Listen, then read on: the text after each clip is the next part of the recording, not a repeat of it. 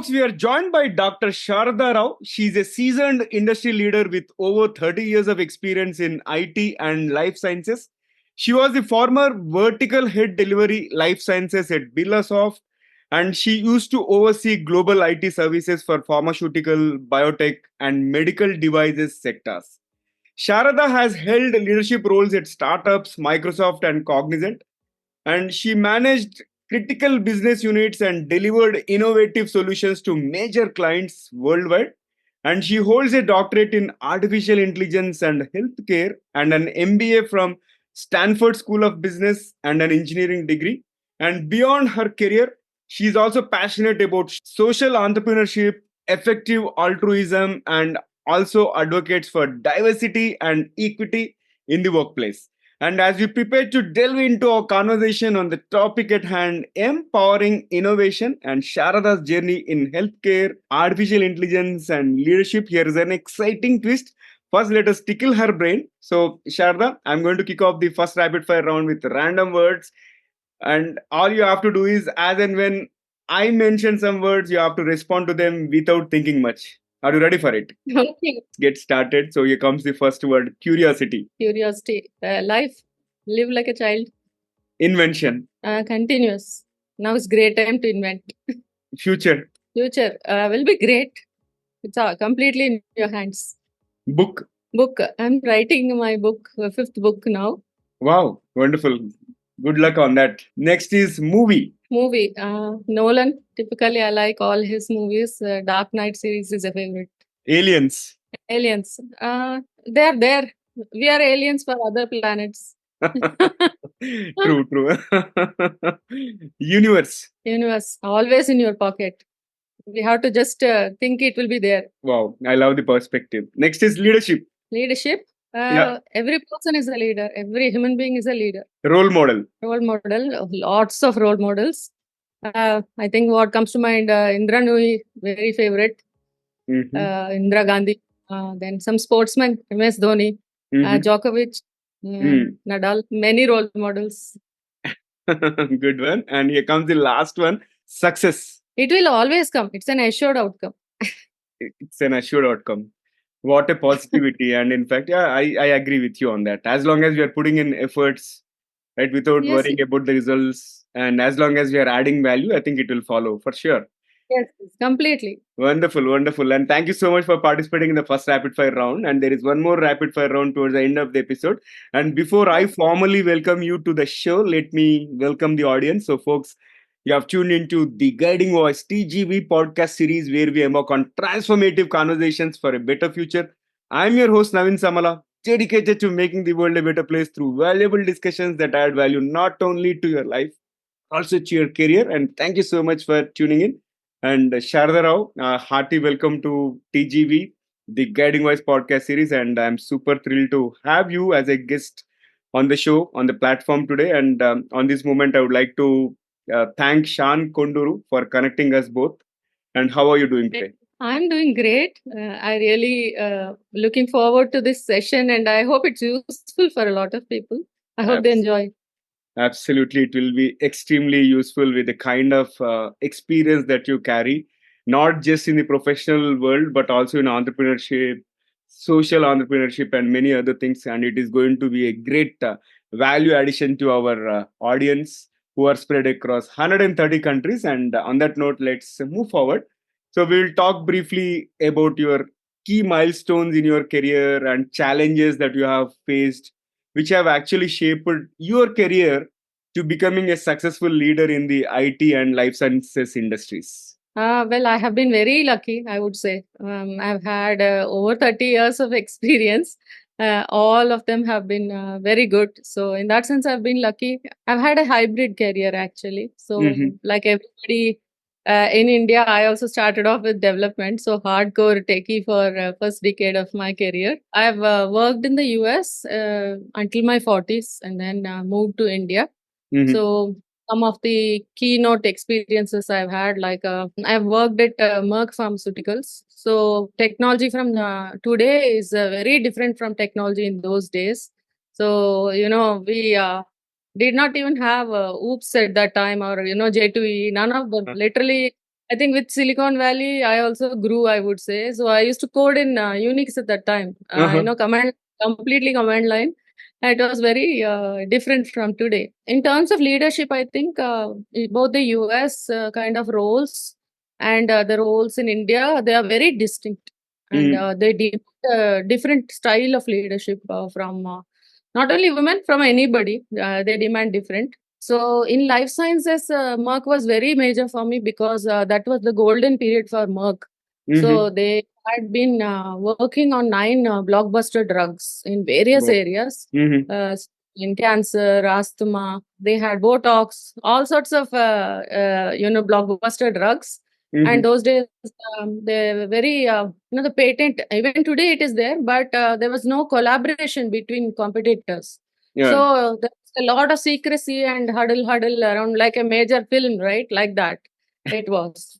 So we had a central US Human Health division. Only Mhm. that is a division for technology. So everyone did everything. Like if I made a servlet, I would have to go and check if it's working on all, not only local hosts but different environments. Then run and check the FI. Then come back, go into DMZ. So it's like a one man thing, no? It was very different. Yeah. So what it teaches you is.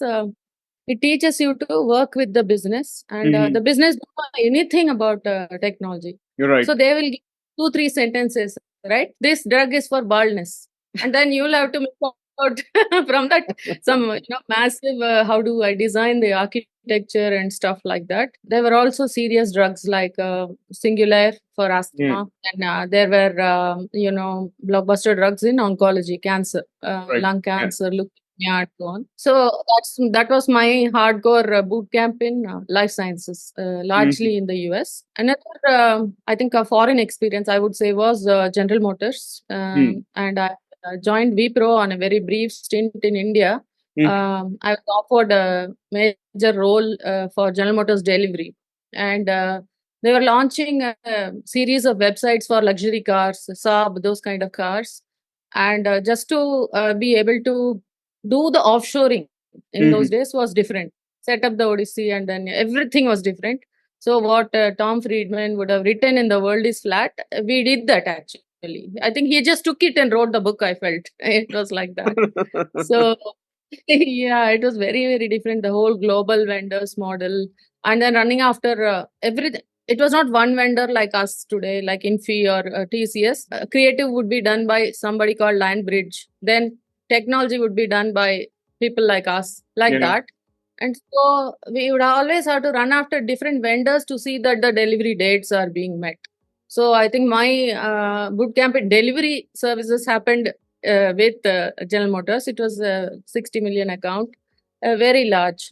And I also learned J2E the hard way. I became a Java architect and learned the whole oops. So even today, I think most of my life, I think like oops. I think like object oriented technology. So, yeah, a little bit of a hardcore techie, I would say. Mhm. I also lived at Philadelphia post this.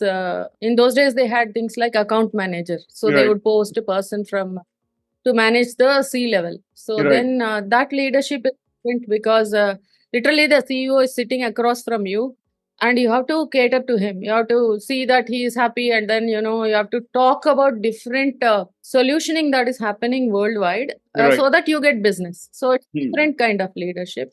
You're right. So GSK was very useful for me in learning how to work with C level, how to be an advisor, all those skills which I'm using today in consulting. Primarily learned very hard in Philadelphia, and I think they launched TICUB for cancer in this year. I learned about the impact of technology. Yeah. Just listening to that CEO, I would Mhm. understand how much they care about using technology to create medicine and to create impact for patients, right? Then that love for life sciences never went. It went off into the bones that, oh, cancer can be cured, so it's like that. So I think that's one of the strongest reasons why I still live with life sciences. That doesn't mean to say I don't have other industry experiences. To give you an example, I think I was at Microsoft heading a business unit for them, And Microsoft is a completely different baby again. They are hardcore techies.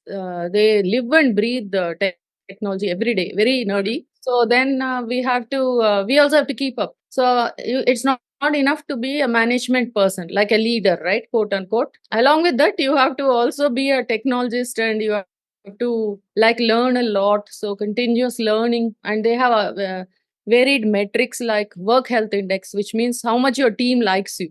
You're right. They will vote at the end of every quarter. They will actually vote how good a leader you are. So very interesting. And this was industry agnostic. There were wonderful solutions which we created. I don't know if I have the time to talk about them, but I think some things which are famous are the Rio Olympics and the Sochi Olympics.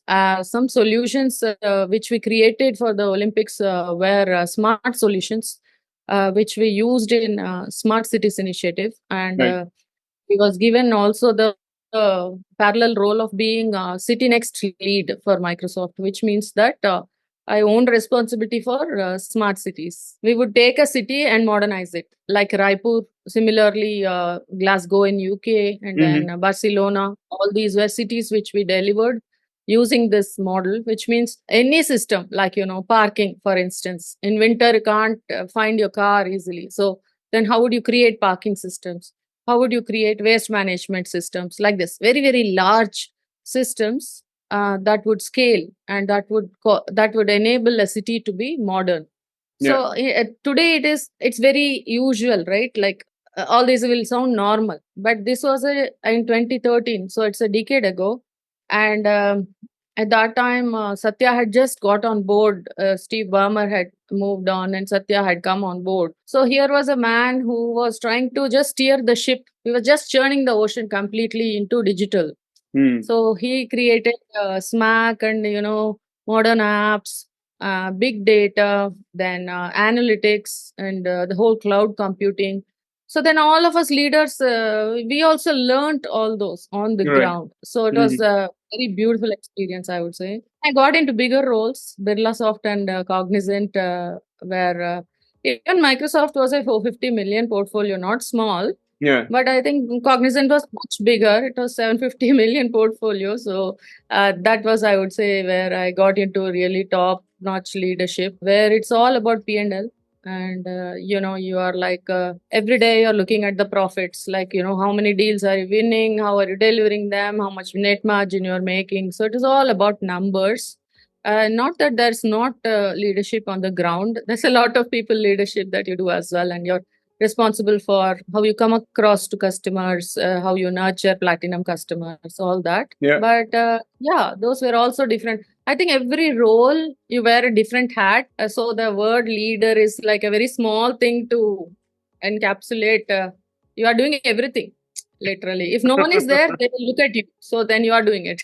It is like that. Such a diversified experience with over 3 decades, and it is so inspiring. I think you touched life sciences, and then automobile, and then consulting organizations and product organizations likewise. I think not many people get an opportunity to work in these many spaces as such. So now I'm curious to understand your success mantra. So share with us the top 3 things that have attributed to your success so far. See, I work very hard, Naveen. So hard work is one of the core things that I would say is the first quality. And secondly, humility. You have to stay humble. You have to stay grounded. You have to stay in touch with your people always. I think another mantra I had is that along with me, the people should grow. So let's say I have 5 or 6 senior directs. It's not enough if I win. They also must win. So that was a very big thing that I had. A lot of I'm glad to say a lot of my directs today are in C level. Actually, they are CISOs, CHROs, entrepreneurs. Recently, there was a guy who worked at least I think 20 years back. We were launching this 104 health mobile vans. I don't know if you heard Yes. of you heard of 108, right? Like Yeah, that. even We should 104 as well. Yeah. Yeah. yeah, 104. So 104, what it was all about is, these guys were from McKinsey. They were interns actually. And they used to just take a notebook and every time I would go to talk to different units, they would be taking notes, like Mm. youngsters literally. So this guy, he calls me and he says, he runs kidney dialysis centers, hospitals. He runs all over the world. Mm-hmm. And sent me Women's Day greetings saying that, ma'am, do you remember me? I was working for you as an intern. And I was so amazed because it feels so good that you're nurturing people, right? So I think that is, it gives me a lot of happiness to see that people who I nurtured are, in very senior positions Very today. nice. I think that's the proudest moment when somebody who worked along with us growing into such a high stature, right? It makes always Yes. makes us proud. Wonderful.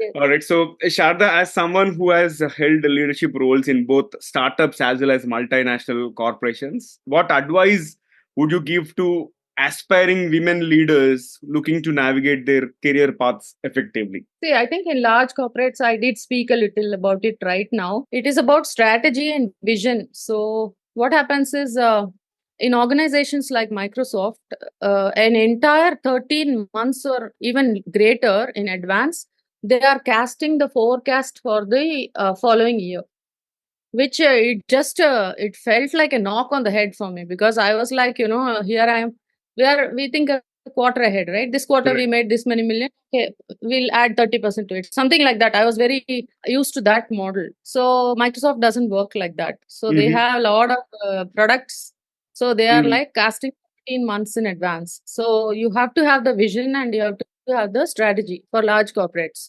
And my scorecard was 9 lines of business and 13 Mm-hmm. geographies of the world. Mm. So every time you're looking at your scorecard and then you are looking to see that it's green, no escalations and no reds, right? I think the way you lead in large corporates is completely very premeditated and very structured. You have to see that you're constantly on the go and constantly. And people look up to you. They will not think much. They will Yep. just come and say, okay, we are selling fabric. How much fabric are we selling? It's as Mm. simple as that, right? So they're only looking for you. And so lot of pressure from that in corporates, large corporates. Another thing I found different was often I was the only woman in the room. So the way women think is very, very different.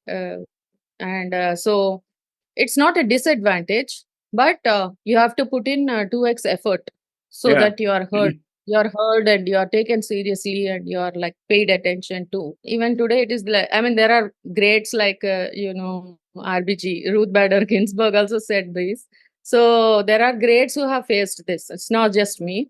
This is not, no, it's not a negative statement. It's just we are different, right? So the leadership style, I found that I had to kind of always keep it fungible so that Mhm. others are also adapting to it, right? Yeah. Sometimes I would come with some very ideas and then I had to sell myself. So that was the thing. In startups, I think that was the part two of your question. Right. In startups, leadership is like I started something called Black Bucks with a Hyderabad leader, and it was a very different idea because in those days, Industry 4 technologies was not being taught. Even our courses like Triple IT Hyderabad that have AI and all those courses, we didn't have. This was in 2018, early Mm. 2018. Here we are sitting and then just whiteboarding it, right? We wanted to create two PG diploma courses, which are Yeah. like two postgraduate courses for engineering graduates. That year, there were like 200,000 people who are graduating, but not even 35% who is getting employed. So, to address that niche problem, we said for employability, we will create IoT for Industry 4 technologies, one PG, and we'll give an executive MBA, second Mhm. PG. I went through Stanford, right? So I Yeah. had that whole curriculum in my head. And so I was like, okay, so we'll just gestate this. Then I found that landing that is very difficult because in a startup, everything you have to do, like right from opening door, cleaning the office to getting to vision and opening the first pilot in a first customer, everything is you and everything is based on funds. So you'll be going at a good clip, and suddenly your funds have expired, and then you'll have to kind of wait for the next funding to come, and it's like that. So, but the networking is very crucial. Every person is crucial in a startup world. So you are attending a lot of events and making network, and that leadership I found was a little more different compared to corporates. So, got it. Just to summarize, in large corporations, strategy and vision are important. And at your career stage, right, you are the only women in the room talking to top notch leaders and being one of them, right? And on the startup side, I think networking is core skill, okay, which women have to learn to proceed forward. And with that, let's move forward and talk about your personal passions like writing, logging, and also social entrepreneurship. So, do you think it is important for somebody to engage in these kind of activities while playing a critical role in an organization? And what role do you think these activities actually play in your overall fulfillment? See, for me, it is like I think I have a bit of a savior complex, right? I have to give, then only I get fulfilled. So if I have something, then a share has to go. So personally, that was my own vision for Mm-hmm. what I would do to leave a legacy behind. And so there were two core uh, programs. One was I was part of Bring a Smile, which is a very famous NGO, and Right. Yeah. now it's also TSIG, which is the Telangana Social Initiatives, leadership group. It has merged into that, but I was a core team member from formation time. I learned on the ground in terms of what are the initiatives we can do for giving back formally. But personally, there was a weaver's village, okay, where they used to weave carpets, and Right. uh, everything is dependent on their hands, right? So this village grew old suddenly. There are no one who has the skill, but they're all old. So Mm-hmm. then sustenance of that village. So then this is called Kapal Doddi village in Andhra Pradesh, and we had to adopt the village and see that we provide food and sustenance to the sarpanch, and he would see that all the weavers are like about 70 of them were there, so they are all kind of given handouts. I learned the value of money, like if you Mm-hmm. go out for a meal or if you go to a mall, the kind of money you spend can sustain so much in that amount. So True. for me, I think it sort of grounded me in a very massive way. Mm-hmm. And there's another organization which I must mention. It's called 80,000 Hours, and Mm-hmm. you could Google it. Very interesting person, and he talks about giving well, giving back, and giving. I worked hard to look at the grants that they would offer, and like how can we grant. So once I did something really very interesting, like. I bought baby nets. Like, if babies are born on the cradle, we put nets in India, right? So Yeah. I bought nets in a bulk quantity for babies in Africa. I felt nice because we continued it for years.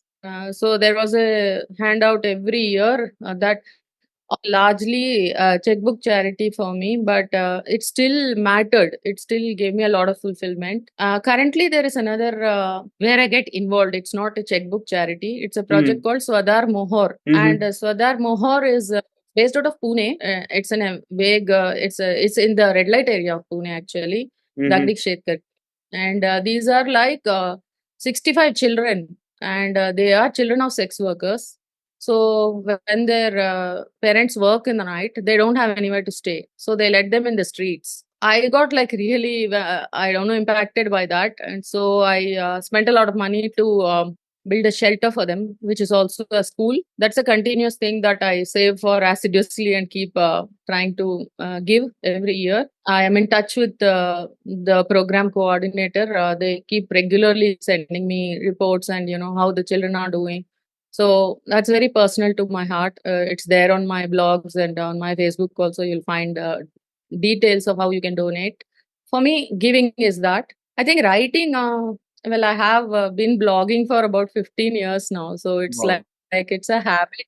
I lived in Connecticut for many years, and winters are very harsh over there. So it's like, 3 p.m., the sun will set. It's very dark outside. Like completely like how it is for us at midnight, that much pitch black it will be. So then you can't do anything. Like once your children are home, you're playing the games with them, and then you need also time to kind of unwind. And I think Yeah. that's how I started my blog. I didn't expect that much readership. Now there are more than 65,000 readers or something on that blog. I There are ads also, which I found very funny because I stopped writing during COVID time. I started a YouTube channel, but I wouldn't actually do text writing. And then after a few, I think last year or something, went and checked, and they're putting ads on it, and I'm like, oh my god, I haven't even checked my blog.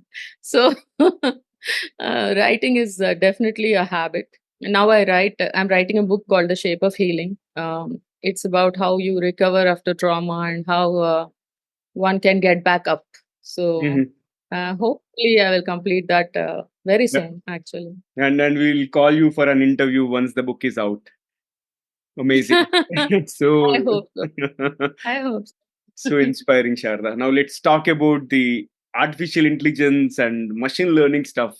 So, could you elaborate on the impact of AI and ML on improving patient care and operational efficiencies within the life sciences sector? Absolutely. It's favorite topic, I think. So my thesis also was on this AI and healthcare. And in those days, my thesis was 5 years ago. And so today, how it is a very different story, right? You have LLMs today, you have AI ops. The whole world is jumped on the Gen AI or generative AI bandwagon, and everyone wants to kind of create the next best solution using Gen AI. True. So this was not there 5 years ago. 5 years ago, we are still trying to look at how the remotest villages will get access to health. So telemedicine and telehealth, all the telehealth apps like Practo, which you are seeing today, they were very niche, nascent at that point of time. And that's how my AI journey started in terms of, okay, how can we make it affordable and accessible at the same time? So there were a couple of, this was the second startup that, along with the education startup I earlier spoke about, this was another startup that I started with Yale alumni, actually. Mm. They reached me. They had an ML model to cater to one very specific disease, which is like it's called PNH, and it's about night. Some people, if it is babies, they will die in their sleep. Right. Adults, they have respiratory issues like paralysis, night paralysis. So it's called PNH, and they were looking to work at these niche patients using ML. Okay. And so we sat and we gestated a whole product. That product by now would have been launched. I disengaged after I got into full time job again. I did not pursue that, but for the time I was involved with them, it was a very, very interesting journey in AI and ML. How to create an ML model, and what is, what are GANs, and how you can through unsupervised learning, how you can create models for very niche patients like this, rare diseases, right, in the world that people haven't yet thought about. That Yeah. kind of work it was. So, cut to today. Today, it is Chat GPT is very much, it's everyone's bedroom. It is there, so everyone knows about Chat GPT. But not only OpenAI. I would say that LLMs are used mainly for productivity, which means in earlier days, if you went to a US doctor, not Indian doctor, if you went to a Right. US consult, Mhm.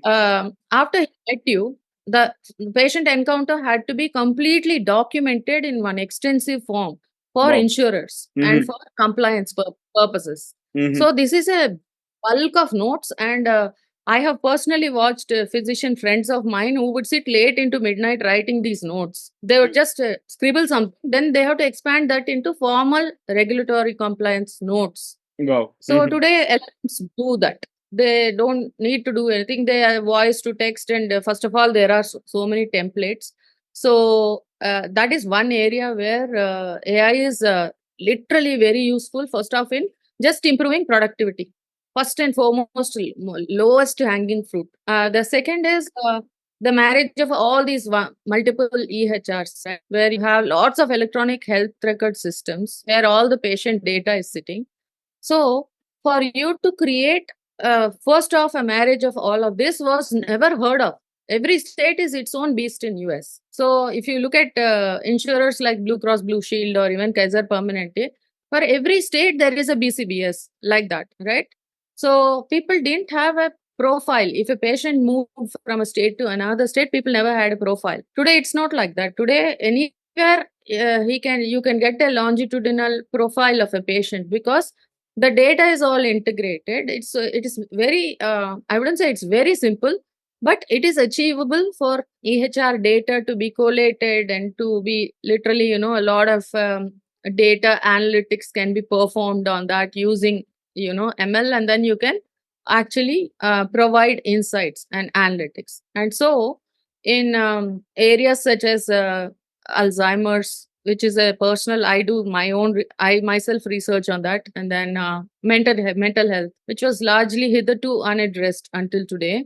There is a lot of work that is happening to see how collaboration can happen, how ML can achieve the advantages that were not there earlier. Yeah. So I think these are some of the areas that where services are being gestated, and of course, I would say today, if you had an idea, let us say towards a niche disease, towards a particular form of addressing, brain surgery, or perhaps something like PCOS in women, any niche area where hitherto people are struggling to create an idea, because there is container architecture and there is services, the whole services architecture is so structured and addressable today. And then you have organizations like all of the cloud providers, like take be that Google or Microsoft, you have, it's very easy for you to use that and bolt on your idea using those services architectures, right? Yeah. And so the journey to make it to a health app is that much faster. So this is what I would probably counsel a lot of people who want to, like, at least experiment in that area, and then get, like, if you see there's a preponderance of diabetes reversal apps. How is that happening? Right? It's very easy for some. They'll say today there's a patch for noting your blood sugar, like that. Recently I was reading about for a ventricle in a heart surgery, for a ventricle they had put in an entire plastic balloon in place of ventricle. Things like this were never heard of before. So there are so many advances in medicine, primarily because technology is such a buttress. It is so creative, and there are advancements in how collaboration is happening today. Everyone collaborates, and so it's very easy. Got it. So let's move forward. And can you share a story or experience that encapsulates the impact of women's leadership and empowerment in your professional journey? I wouldn't say it's just one story. Okay. There are many stories. I don't know. I'm finding it a little difficult to answer this. I think women, the best way to look at it is women, they lead differently. Right?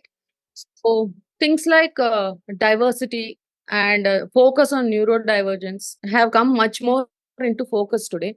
So there was always pride in the LGBTQA community that was given a lot of core focus in the past decade. But there has not been a focus on neurodivergence, which is like, autism or ADHD or people with mood disorders. So if you hired someone like that, they would struggle at work, and people would not understand those conditions. So today what is happening is, because there is that much more focus, that much more empathy is being created, and I would say accommodations have been formalized for conditions of this nature. So if a person is suffering from depression, they can have a conversation with their HR, and they can request for accommodations, and they can still be an employee, so that stigma isn't there around dealing with people of this nature. So it's become that much more inclusive. There was another part to your question. Could you repeat that? So I was referring to the impact of women's leadership and empowerment. Yeah. I think not just women empowerment. You have to empower everyone that works for you, and that can be the person in the lowest rung of your team. to your directs. It is important for you to learn the working style of each individual, and then work along with that. Some people are very good at analytics, so they can be very, very good at ops roles. Some people are very, very good in front of the customer. So I think as a leader, you have to learn the profile of the key people in your team, and you have to see that you craft. It's like a movie director, right? He will learn his actors, and then he will craft the performance from them. It is like that. It's a very, very intangible way of leadership, I would say. Taking from my own experience, I think I've had a lot of balancing I had to do at Yeah. various points of my life. I don't know if it's okay to talk about some Yeah, yeah. challenges. Please go ahead, because life is not just about the rosy Yeah. path, right? We want people to know about the challenges and behind the scenes that happens, right? Not everybody Yes. that has grown to that level has come just like that. Yeah, and it has not been an easy journey. I spoke about all the nice things earlier, but Right. it's good to talk about the vulnerabilities as well, because True. people learn more from that actually. Indeed. So there have been times where I had to take a break from work, 2 or 3 times because of personal challenges. And for me, I think in terms of priorities, core priority has always been motherhood, right? Being a mother, and how I can spend time with my children. So in the US, you have very good support facilities, like you have daycare, and the daycares are good there because they're regulated. They're answerable to law, and so Yeah. the features of how they provide care is very different from India. So in the US, I would have a work day, and then I would bring the children home. And because, like earlier told you, we lived in very cold areas, so I would ensure that I got some 2 or 3 hours in the evening before they fell asleep. They were really young children.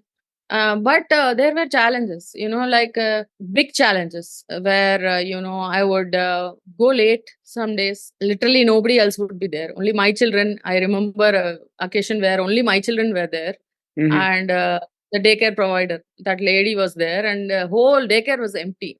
And I stood at the gate and I was crying. So it's not easy to live in the US, have a career, and also maintain your children at the same time. See that you're there for school projects. So I've done all of that. Like literally, I've taught them cycling and swimming, and then they would have these odd hours, like suddenly come and say there's a science project tomorrow, or there's a quiz I have to go to next town. So these kind of things, taekwondo classes. So I've done all that. So it's been a very difficult journey while they were growing up. So all of us made compromises. Most compromises they both have made, because obviously, I have divided attention. I only had this slot in the evening to give them, and they had to create their models of how they learned their mom in this fashion. So I think that has been one challenge. In India, when I was the largest leader, like I said, in Cognizant with a big portfolio, at that point, my dad was diagnosed with cancer, Mm. and I was posted out of Pune. So I was living out of two cities. We had a house in Hyderabad, and my son was in his 12th grade. So, Mm. luckily, I would come every weekend to Hyderabad and work out of Pune for 5 days of the week. So at that time, he was diagnosed with cancer. So for his chemo sessions, I would fly from Pune to Vijayawada. They lived at Guntur. So, it's not even easy to direct a hop or something like that.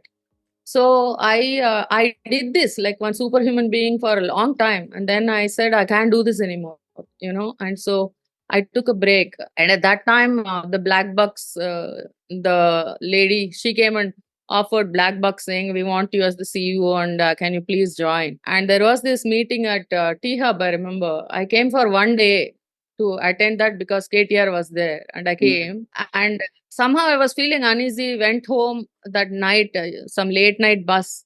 My daughter booked and said, "No, you're feeling uneasy. Go back to dad." And I went, and literally I reached at 4:30, and by 5 he has passed on. I just can't get over the fact that I had put a career meeting instead of a last day with him. Mm. Mm. being there that night. These kinds of things are they are compromises. They are trade-offs, and you have to make those trade-offs. But my counsel is that you have to be dogged also. Like you can't give up on your career because that Right. is what fulfills you. That's what makes you happy, and then you keep the house running and your children get better education opportunities, or their quality of life is different. So all of this is there. So when you are a leader, you probably have to learn balance, and sometimes you wonder, is it a myth that there is balance? No, but Hmm. it is there. Hmm. But somewhere, compromises will be made. Life will teach you how to Right. in this way. Yeah. Right. Right. Right. Got it. Got it. So this is very heart touching story, and in fact, there is a lot to learn from your message. Right, it is not easy to scale up the ladder, and we have to really trade off certain things, maybe family time, either with your kids or with your parents, and right. And however, we have to again keep our head straight and focus on the career as well. So we have to try and balance things. So with that, let's move to the next question. So we touched a bit on this social entrepreneurship. I would like you to talk about your passion towards effective altruism. So how having these values have influenced your approach to leadership as well as business strategy? I think one or two things, like I had touched upon this earlier in a question, is the value of money, right? The more you get into higher positions of leadership, you are looking at P&L, right? Right. Literally, you have margin targets, and you have to be profitable at the end of the day.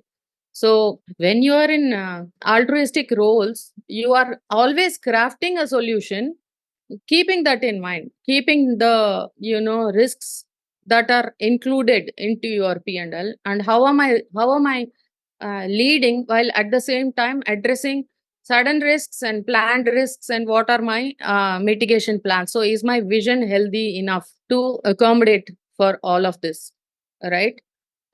This is one. Another is, at least in my own personal capacity, I have been frequently talking about this. So just evangelizing your vision, right? This is Mohor. Mohor is about this.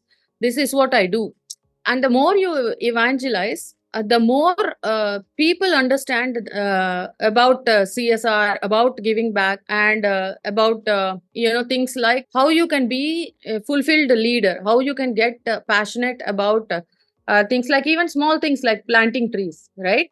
So people will understand that, and they will learn from your leadership. I think have become more of a equitable leader, I would say. When they say DEI, right? So Yeah. it's not just hiring different people or differently abled people, but it's also about equity. That is every employee getting the same opportunities as an organization? Are you providing that in a very, very impartial fashion, Right. right? I think I became an equitable leader through that, where I was able to understand the culture of the organization and then bring it in a distilled fashion in how I was hiring people, how I was nurturing them in their learning opportunities, or in giving their in planning their appraisals, and ensuring that they got hikes. So all of this, I think, I became more of a balanced and equitable leader Yeah. because of my passion for giving. I think I followed, I aggressively followed two organizations. One was the Gates Foundation, the Bill and Melinda Gates Foundation, and how they devise worldwide programs for giving. And the other is Future of Life. And Future of Life is very interesting. It talks about ESG. Today, ESG is a very big charter for every organization. Correct. But, Future of Life is completely about that. It's completely about environment, sustainable life, how you can ensure that people are above poverty line, and how you can give back. So the whole thing, it is similar to 80,000 hours, but then it focuses like that. So I follow both of them in Okay. terms of how I can give back. And so today I'm a consulting member. So I consult for GLG, and then whenever people come to me, like Ps and VCs, right, when they come and say, where can I invest? Like, what are the investment opportunities? then I'm looking for the developing countries where I say, why don't you invest in data centers in Africa, for instance? Because for me, then immediately I know the employability scale. I'm like, if there is a data center that you are able to go and then implement at a developing country, it is going to give employment to so many people. So that's the way I have changed in how I have started to think. And Yeah. so I think it's a fine tuning. You become a different individual because you are a giving individual. At Hmm. least that's my perspective.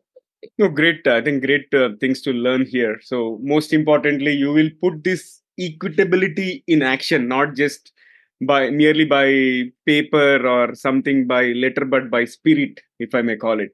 By spirit. Yeah. So awesome. So we have had incredible conversation so far, and it's time for us to add some more excitement and some more spice to the episode. So if you're ready, let's kick off the second rapid fire round, and shall we get started? Sure, absolutely. Absolutely. Okay, comes the first question. Seem to Yeah. like rabbit fires quite a bit. Good, good, good. So if you could have one gigantic billboard anywhere with anything on it, what would it say? You're okay, Sharu. It's all good. You're okay. It's all good. You are okay. Okay. And what is the most adventurous thing that you have ever done?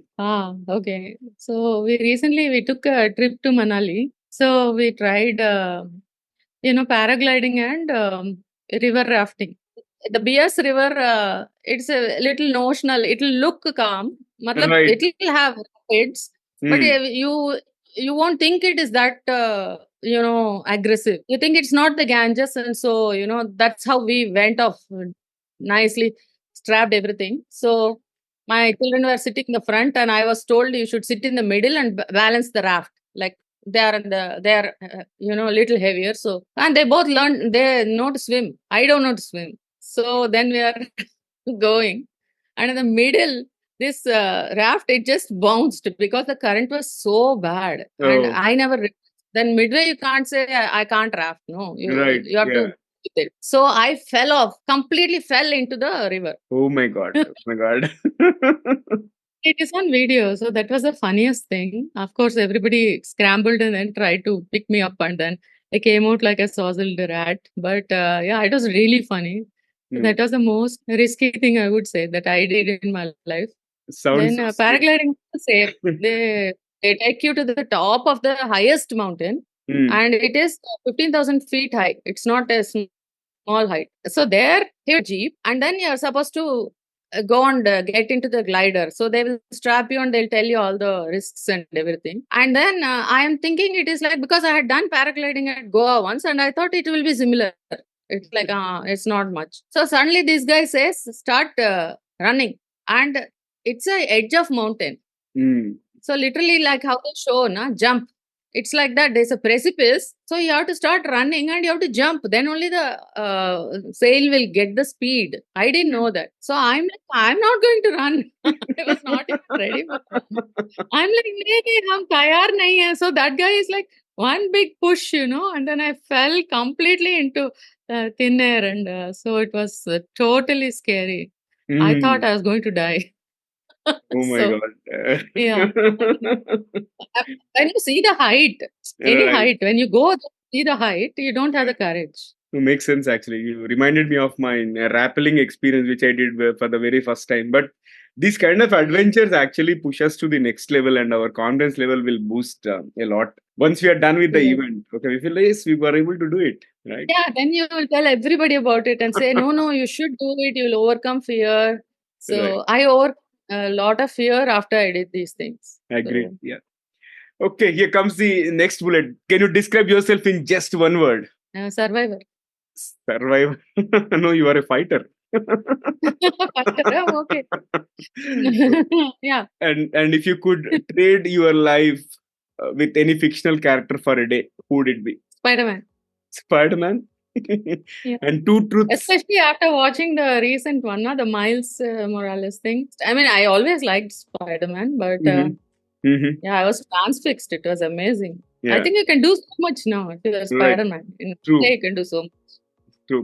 And here comes the next one. Can you share two truths and one lie about you? We don't need to tell, no? This is truth, this is lie. Yeah, you don't Should have we to tell? tell. Okay, I have acted in a movie. I am an author. I have ADHD. Okay.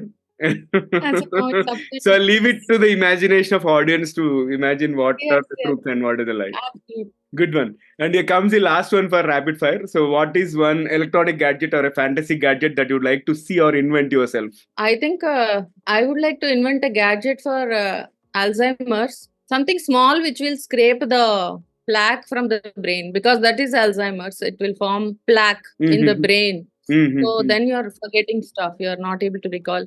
Then you lose your life. So that is something I would really like. If somebody can invent that, I would be very, very happy. Mm-hmm.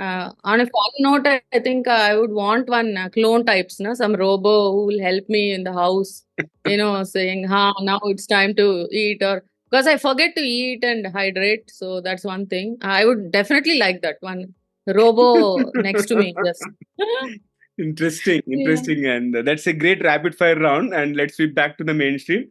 So, Sharda, what is your one piece of advice to those aspiring to make big in their careers? You mean young women or Yes. like? Young women and in general, like any youngster who want to make big in their career, who are starting out now. Okay. Yeah. Okay.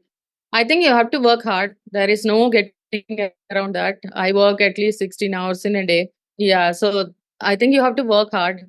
You have to hustle, okay? The answers are not always there, and you have to keep hustling. You should play roles according to what is required. So today you can be an angel, tomorrow you can be a bitch. It's okay.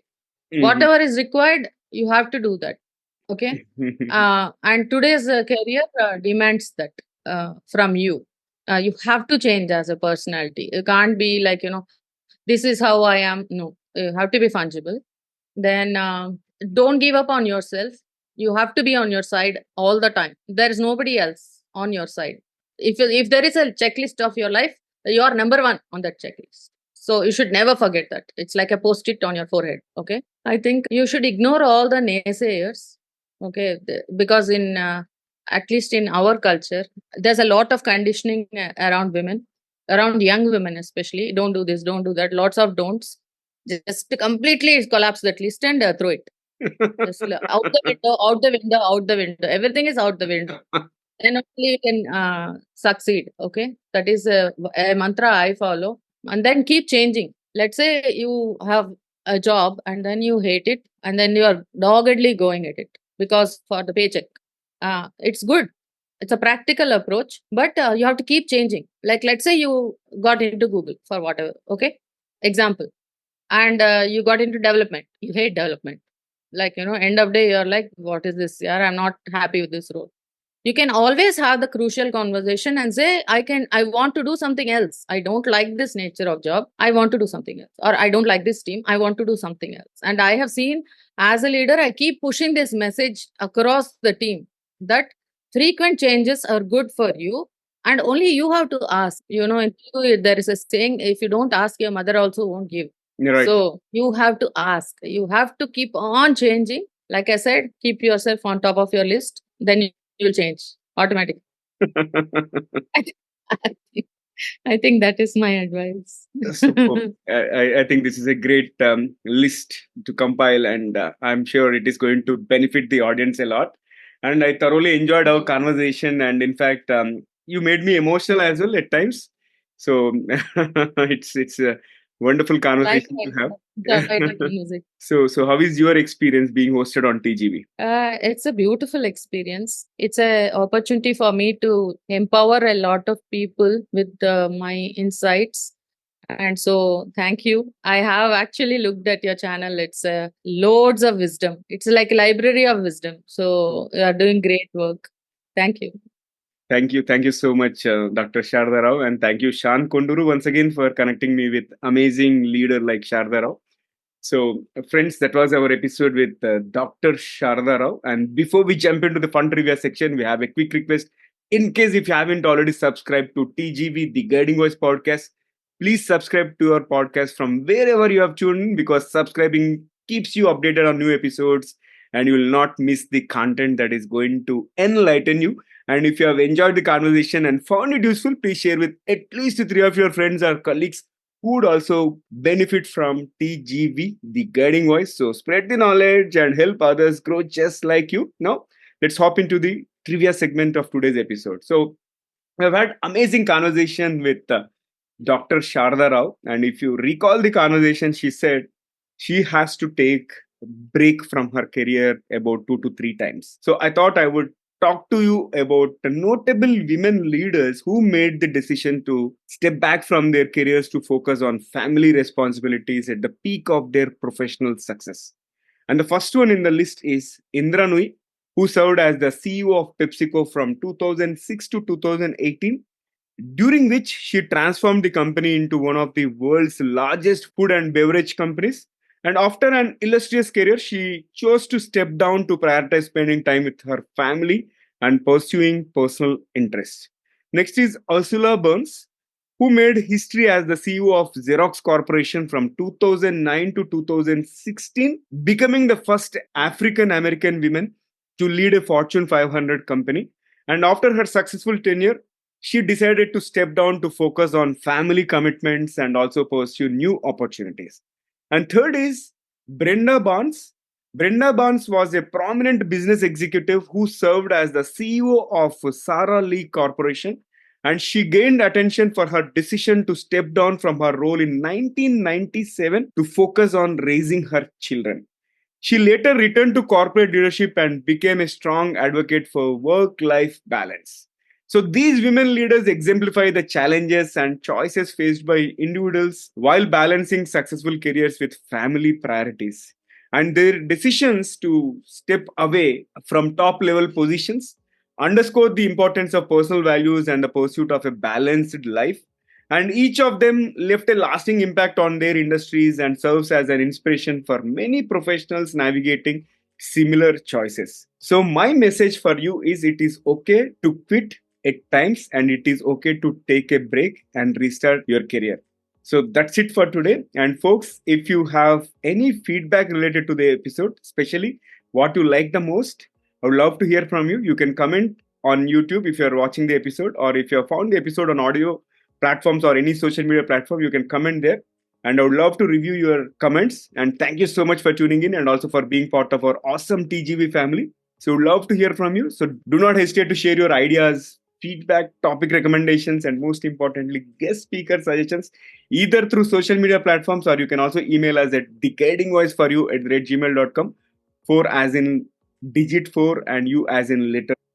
All right. So let's create content that resonates with you. I'm your host, Naveen Samala, a lifelong learner, and my goal is to have impactful conversations that improve not only your life, but also your career. And until next time, take care, stay inspired, and remember, the best is yet to come. So goodbye for now. See you all in the next episode with another amazing guest.